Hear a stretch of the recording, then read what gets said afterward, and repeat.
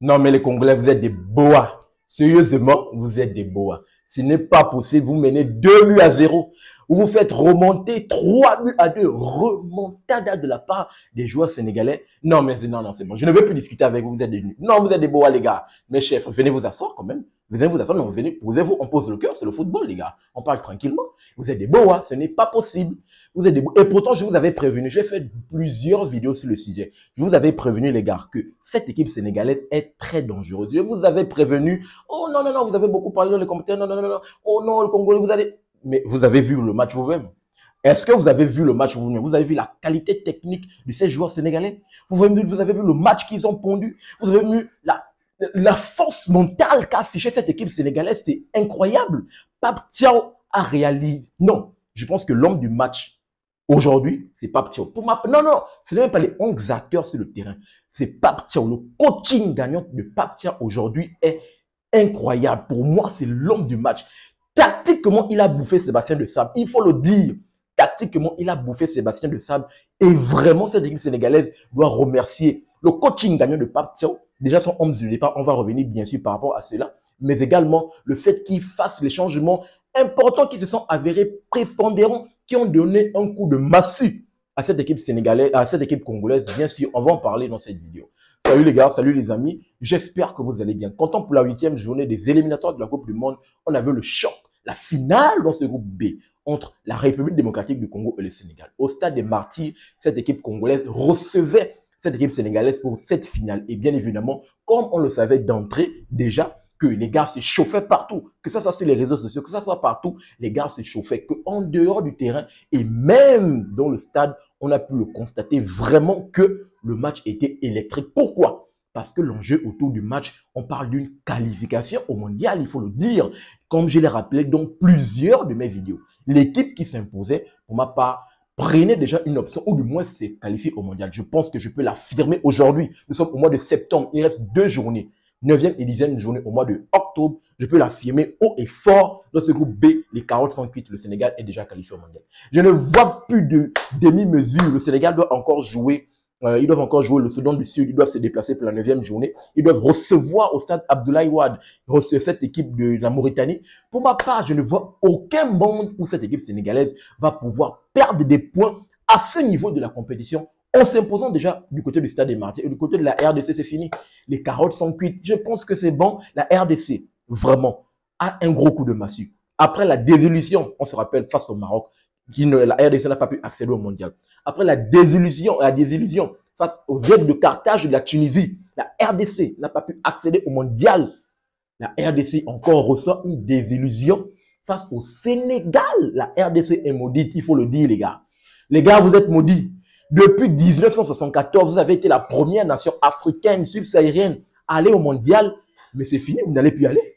Vous n'allez plus aller. Sur le plan comptable, avant le coup de sifflet de match, les gars, vous étiez premiers, vous avez un pied au mondial. Mais le Sénégal, bien évidemment, le lion de la Teranga a montré que lui, il va falloir compter sur eux. Lui, et comme je l'ai dit, le Sénégal a l'habitude d'aller, les gars. Le Sénégal a joué ses matchs amicaux du mois de juin face à 2 pays européens. Le Sénégal s'est chauffé déjà. Donc, le Sénégal nous a montré une performance incroyable. Revenons très rapidement par rapport à ce match. Je vais d'abord, d'entrée de jeu, revenir par rapport au 11 de départ de Pape Thiaw. Parce que pour ma part, je pensais que Pape Thiaw, il est venu avec un 11. Pour ma part, je pensais qu'il s'était trompé. Pourquoi? Parce que le milieu de terrain de Pape Thiaw il est venu avec Idrissa Gana Gueye, il est venu avec le petit Lamine Camara, il est venu avec Pape Gueye. Je me suis dit, pourquoi il a laissé Habib Diarra, qui a été très bon dans le match face à l'Angleterre au mois de juin?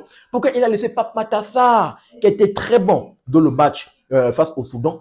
Pourquoi il a laissé ces deux joueurs, sachant que, bien évidemment, le jeu de cette équipe sénégalaise repose, comme je l'ai dit dans ma vidéo avant-match, repose sur le quarterback qui est Kalilou Koulibaly, qui envoie des longs ballons à Habib Diarra et Pape Matar qui ont tendance à plonger. Je me suis dit, peut-être il y a quelque chose là. Et peut-être cette équipe sénégalaise peut être plombée. Mais le Sénégal m'a montré bien sûr que le jeu tactique, Pape Thiaw a vu plus que tout le monde. Et le Sénégal rentre bien dans la partie. Au bout de 5 minutes de jeu, le petit Nico Jackson peut déjà faire mal et peut faire 1 but à 0. Centre sur le côté gauche, je pense que c'est Iliman Ndiaye et Crépin d'attaque envoient un long ballon dans la surface de réparation. Nico Jackson met la tête et qui a un chouïa qui passe, et frôle le poteau, bien sûr, de Dimitri Berthaud. Et peut-être, en 5 minutes, le Sénégal peut faire 1 but à 0. et bien sûr, le Sénégal va retomber dans la ferveur du public. Vraiment, il faut le dire, du côté du Stade des Martyrs, aujourd'hui, les gars étaient venus à 100 000. 100 000 supporters des Léopards aujourd'hui pour soutenir cette équipe. Et ils ont grandi dans le public. Ils ont apporté cette énergie à cette équipe de la RDC qui, pour le coup, d'ailleurs, va pouvoir ouvrir le score sur une belle combinaison de jeux. On joue quoi? Dans alors, aux abords de la surface de cette équipe sénégalaise. C'est une combinaison de jeux de la part de qui? De Yohan Wissa, du petit Noah Sadiki, et puis encore qui? Je pense, oui, Noah Sadiki, Yohan Wissa, Meshak Elia, et à la conclusion, c'est Cédric Bakambu. Yohan Wissa qui remet à le petit Noah Sadiki. Il va remettre dans la profondeur à qui?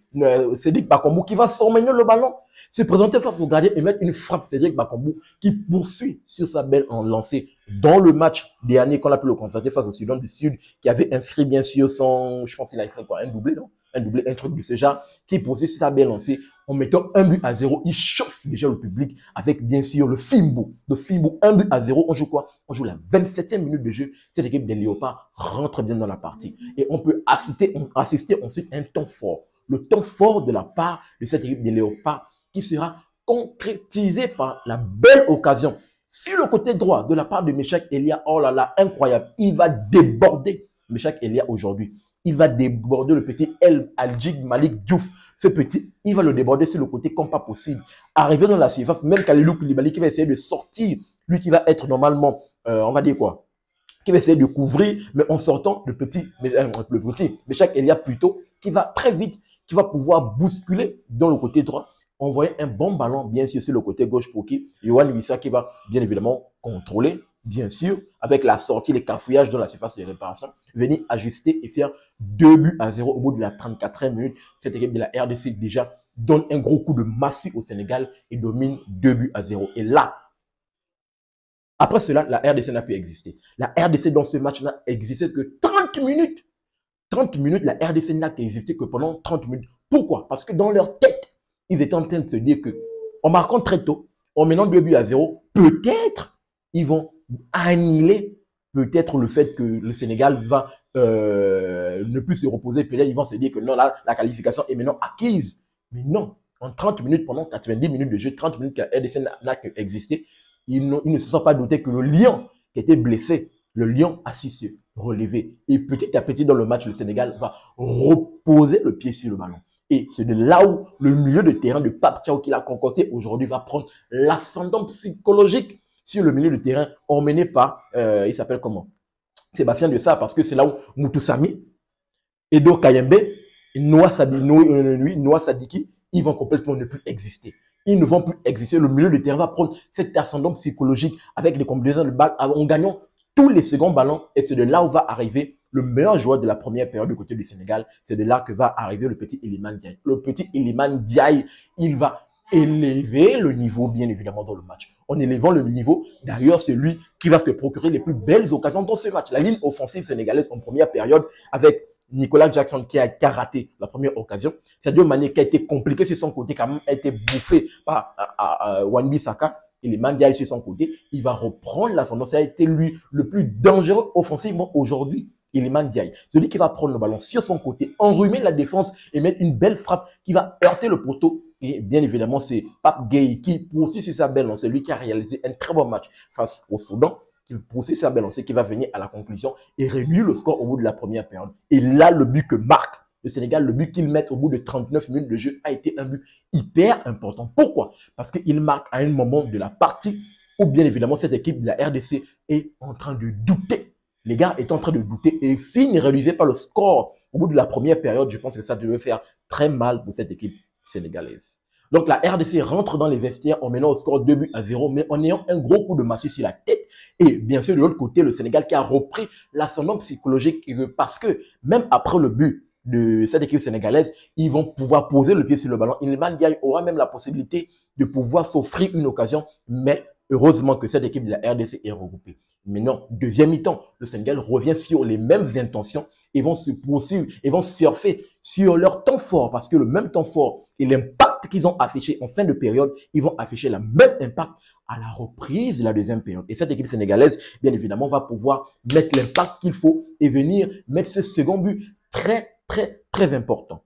Et le Sénégal va mettre l'assaut à la surface de cette équipe de la RDC sur un long ballon. Je pense que c'est El Hadji Malick Diouf qui va envoyer un bon ballon dans la surface de réparation sur une incompréhension de la part de la défense. Je pense que ça peut être Moutoussamy et Battu, c'est quoi, c'est Battu Bika, hein, le défenseur de ça, c'est de cette équipe de la RDC.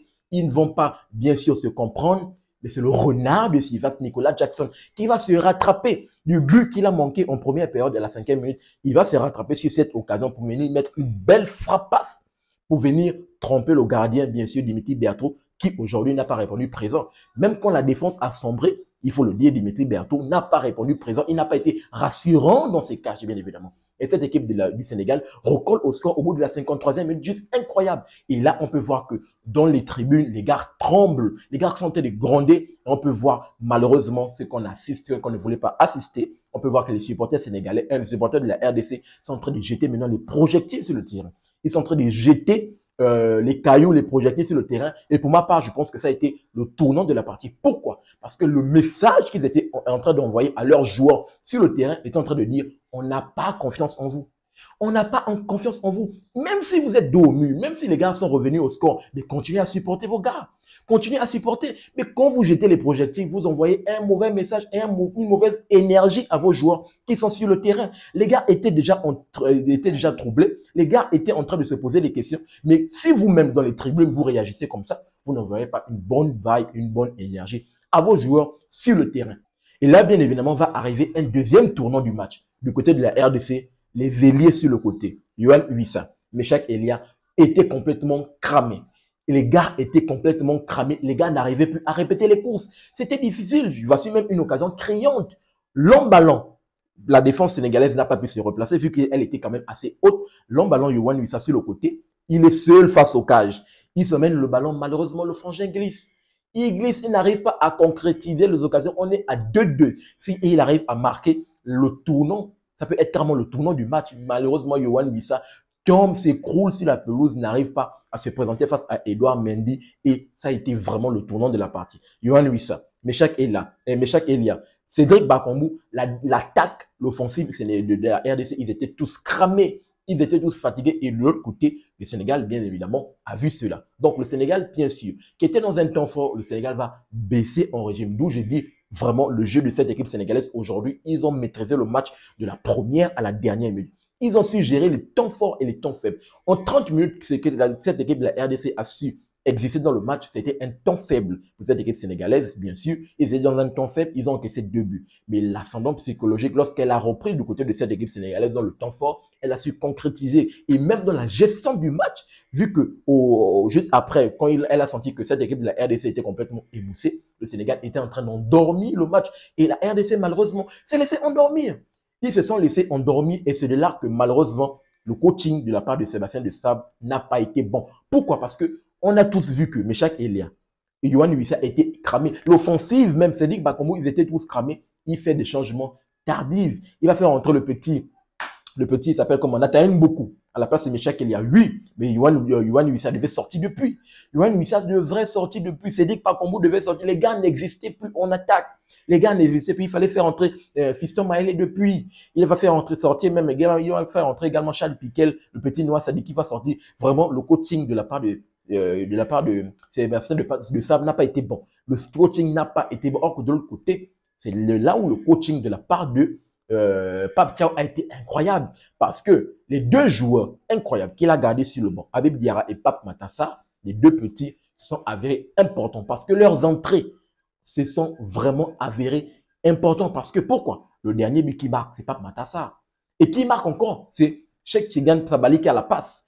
Et c'est de là où il va faire sortir Sadio Mané. Pourquoi? Sadio Mané a été complètement cramé. Sadio Mané sur le front de l'attaque, on ne le voyait plus. Et vraiment, Pape Thiaw, il faut le dire, il impose quelque chose. Il faut le dire, Pape Thiaw, vraiment, dans son coaching, depuis qu'il a pris cette équipe sénégalaise, le coaching de Pape Thiaw est incroyable. Vraiment, on voit un coach qui tente des choses. On voit un coach qui insuffle quelque chose à son équipe. Parce que Pape Thiaw va avoir le courage de faire sortir Sadio Mané dans un temps où Sadio Mané, malheureusement, n'apporte plus quelque chose à l'équipe. Pour faire entrer qui? Cheikh Tidiane Sabali. Et l'entrée de Cheikh Tidiane Sabali, ça va s'avérer être payante. Pourquoi? C'est son entrée qui va emmener le bout sur le côté. Le petit va venir avec la vibe et l'énergie. Le jeune petit de Metz qui sort de la génération foot va apporter l'énergie sur le côté droit pour envoyer un bon ballon juste dans les 5,50 m, juste au point de pénalty, pour Pape Matassa qui arrive de façon tranquille, boum, et venir mettre le ballon au premier poteau, tranquille, 3 buts à 2, remontada de la part des Lions de la Teranga du Sénégal pour venir donner la victoire et peut-être une qualification à cette équipe des Lions de la Teranga face à la RDC dans la finale de ce groupe B. Et cette équipe de la RD du Sénégal, bien sûr, finit le match avec un score de 3 buts à 2. Donc, bien sûr, la performance aujourd'hui de cette équipe sénégalaise a été incroyable. Et je tenais à saluer le coaching gagnant de Pape Thiaw parce que pour ma part, je pense que Pape Thiaw aujourd'hui, il a maîtrisé son match de la première et la dernière minute. Il a gagné, bien sûr. Sur le plan tactique, il a battu Sébastien de Sable. Sur le plan technique, le Sénégal a été incroyable. Et bien évidemment, même dans les changements, le coaching a été incroyable de la part de Pape Thiaw et je tenais bien sûr à le saluer. Tout de suite, lorsqu'on essaie de checker au niveau du classement, qu'est-ce qu'on peut voir? On peut voir que cette équipe sénégalaise, bien évidemment, reprend la tête de ce groupe B avec un bilan de 18 points. 2 points séparent les deux. Et la RDC, malheureusement, qui est sans dauphin avec un bilan de 16 points.